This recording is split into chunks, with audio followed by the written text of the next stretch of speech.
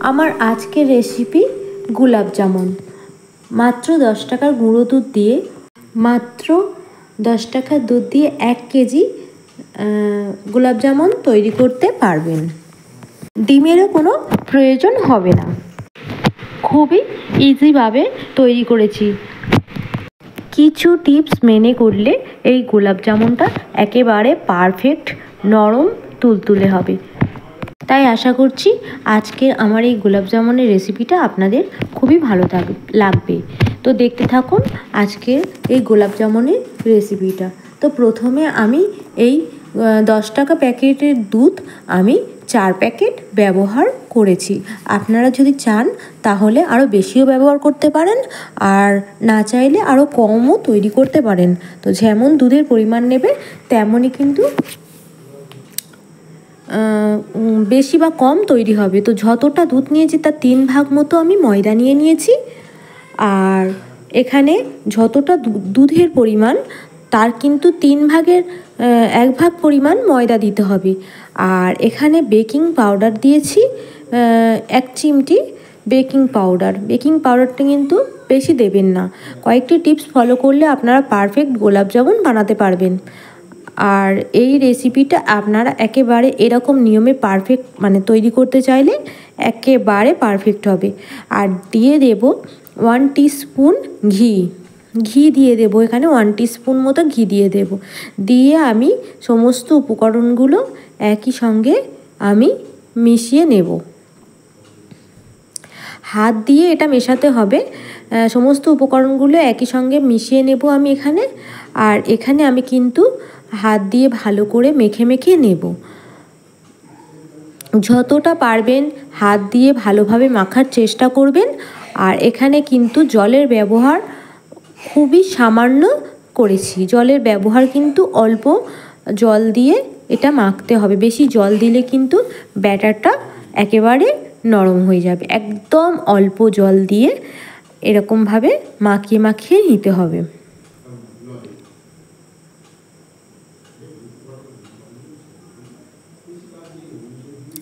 আর মাখানোর সময় কিন্তু হাতের মধ্যে এরকম জড়িয়ে হাতের মধ্যে লেগে যাবে, কারণ এখানে গুঁড়ো দুধ থাকার কারণেই এটা হবে। আর এটা একদম সামান্য জল লাগবে, এরকম একটা চটচটে একটা আকার হবে, একদম চটচটে হবে। মাখাতে দেখতেই পাচ্ছ এই রকম একটা চটচটে তৈরি হবে। তো এটা আমি রেস্টে কিছুক্ষণ রেখে দেবো, 5 মিনিট মতো রেখে দেবো। হাতটাকে ভালো করে ধুয়ে নেব। নিয়ে এখানে হাতের মধ্যে আমি ঘি লাগিয়ে নিয়েছি। নিয়ে আমি ব্যাটারটাকে নিচ্ছি। দেখতে পাচ্ছ কেমন শক্ত হয়ে গেছে। ঘি লাগিয়ে বা সাদা তেল হাতে লাগিয়ে নেবেন। নিয়ে এখানে আমি গোল গোল আকৃতি করে নেব। যেহেতু এটা গোলাপ জামুন, আপনারা যদি ল্যাংচাও করতে চান একই শেপটা আলাদা করলে একদম পারফেক্ট ল্যাংচা হবে। এরকম গোল গোল হাত দিয়ে দেখতে পাচ্ছ হাতে কিন্তু লেগে যাচ্ছে না। হাতে যেহেতু ঘি বা সাদা তেল, আমি ঘি লাগিয়ে নিয়েছি, আপনারা চাইলে সাদা তেলও লাগাতে পারেন। পারফেক্টভাবেই কিন্তু তৈরি হবে আপনারা যদি এরকম প্রসেসে করেন। একদম 100% এরকমই ভালো হবে।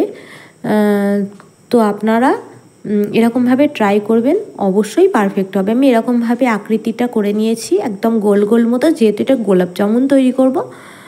তো আমার 4 প্যাকেট দুধে এত কটা হয়েছে।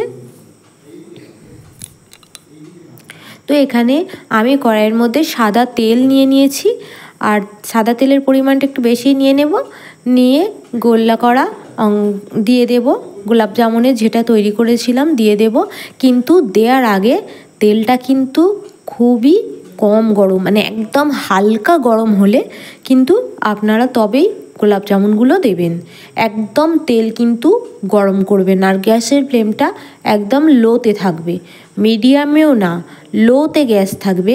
একটু টাইম নিয়ে ভাজার টাইমটা ভাজতে হবে। কিন্তু এটা দেখবেন, লক্ষ্য করে দেখুন, আমি একটু ভালোভাবেই দেখিয়েছি। যখন এটা দেওয়ার কিছুক্ষণ পরে কিন্তু ওরা একা একা উঠে যাচ্ছে। আমি কিন্তু কোনো রকম হাতা বা কিছুই ব্যবহার করিনি। ওরা একা একা যখন ওপরে ভেসে উঠবে তখনই কিন্তু আমি চামচের ব্যবহার করেছি। ওরা একদম লো গরমে ভাজার সময় কিন্তু এটা অবশ্যই আপনারা লক্ষ্য রাখবেন, যখন একদম তেলটা গরম হবেই না, একদম উষ্ণ একদম হালকা গরম হবে, তখন কিন্তু আমি গোলাপ জামুনগুলো ছাড়বো। আর ছাড়ার সঙ্গে সঙ্গে কিন্তু ওরা ডুবে থাকবে। যখন দেখবেন হয়ে গেছে, মানে ওরা নিজে নিজেই উঠে পড়বে। কোনো রকম চামচ দেবেন না, দিলে নষ্ট হয়ে যাবে। তো ওরা নিজে নিজেই এক এক করে উঠে পড়বে, একটু টাইম নেবেন। তো একেবারে এবার গ্যাসটা এবারে যখন ওরা সবাই উঠে পড়েছে গোলাপ জামুনগুলো, তখন আমি গ্যাসটা মিডিয়ামের থেকে একটু কম করে রেখেছি। মিডিয়ামেই করে নেবেন, নিয়ে ভালো করে এরকমভাবে ভেজে নেবেন। তো আমি ভালো করে লাল লাল করে ভেজে নিচ্ছি, দেখতেই পাচ্ছেন তোমরা, একেবারে গোলাপ জামুনের মতো লাল করে ভেজে নিয়েছি। ভেজে নেওয়ার পরে আমি এটা তুলে নিচ্ছি। তবে এটা কিন্তু গ্যাসটা মিডিয়ামের মধ্যে করেই ভাজবেন, গ্যাসটা কিন্তু একেবারে হাই হিটে করবেন না। আর যখন এগুলো দেবেন তখন একদম যেন তেলটা একদম গরম না হয়, একদম হালকা যে গরমটা হয়, একদম হালকা গরম সেরকমই দেবেন, না হলে এগুলো ফেটে যাবে। তো কত সুন্দর একটা মসৃণভাবে আমি ভেজে নিয়েছি, আর দেখিয়ে দিচ্ছি তোমাদেরকে। এবারে আমি নিয়ে নেব একটা পাত্রের মধ্যে বেশ কিছুটা জল, মানে 3 বাটি জল নিয়েছি, আর দিয়ে দেব ওই বাটির 1.5 বাটি চিনি। এখানে আমি এলাচ দিয়ে দিচ্ছি কয়েকটা। আর জলটা যখন গরম হবে, আমি যেই বাটির 3 বাটি জল দিয়েছি আর সেই বাটির 1.5 বাটি কিন্তু চিনি দিয়ে দেব। কিন্তু আপনারা একটু বেশি করে জল নেবেন, কারণ যেমন হবে গোলাপ জামুনগুলো তেমনই পরিমাণ জল নিতে হবে। তো চিনিটা যখন ফুটতে থাকবে আর চিনিটা যখন একদম গলে যাবে, তখন আমি গোলাপ জামুনগুলো ছেড়ে দিয়েছি। আর গোলাপ জামুনগুলো ছেড়ে নেওয়ার পরে একটু গ্যাসটা একদম লোতে রেখে একটু বেশ কিছুক্ষণ আমি রেখে দিয়েছিলাম, একদম হালকা ফুটছে। আর অবশ্যই খেয়াল রাখবেন, গোলাপ জামুনটা ভাজার পরে আপনারা কিন্তু ঠান্ডা করে নেবেন। ঠান্ডা করে নেওয়ার পরেই কিন্তু চিনির রসের মধ্যে দেবেন, কারণ ঠান্ডা না করলে মানে গোলাপ জামুনগুলো চুপসে যায়। তো সেই কারণে আপনারা অবশ্যই খেয়াল রাখবেন যেন মিষ্টির রসে, চিনির রসে বা মিষ্টির রসে দেওয়ার আগে গোলাপ জামুনগুলো যেন ঠান্ডা হয়ে যায়। ঠান্ডা হলে তবেই কিন্তু মিষ্টির রসে দেখবেন। তা দেখতেই পাচ্ছ কি অসাধারণ একটা লুক এসেছে, একদম পারফেক্ট গোলাপ জামুন হয়েছে 10 টাকার গুঁড়ো দুধের।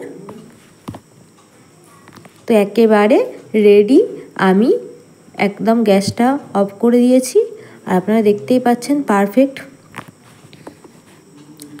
একটা গোলাপ জামুনের রেসিপি। আপনারা এই প্রসেসে করলে অবশ্যই আপনাদের পারফেক্ট গোলাপ জামুন তৈরি হয়ে যাবে।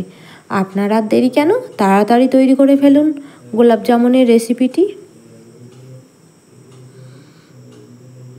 10 টাকার গুঁড়ো দুধে তো আপনারা তৈরি করে ফেলুন, তেমন কিছুই লাগবে না। তো রেসিপিটি ভালো লাগলে অবশ্যই বন্ধুদের মধ্যে শেয়ার করবেন। ভালো থাকবেন, সুস্থ থাকবেন।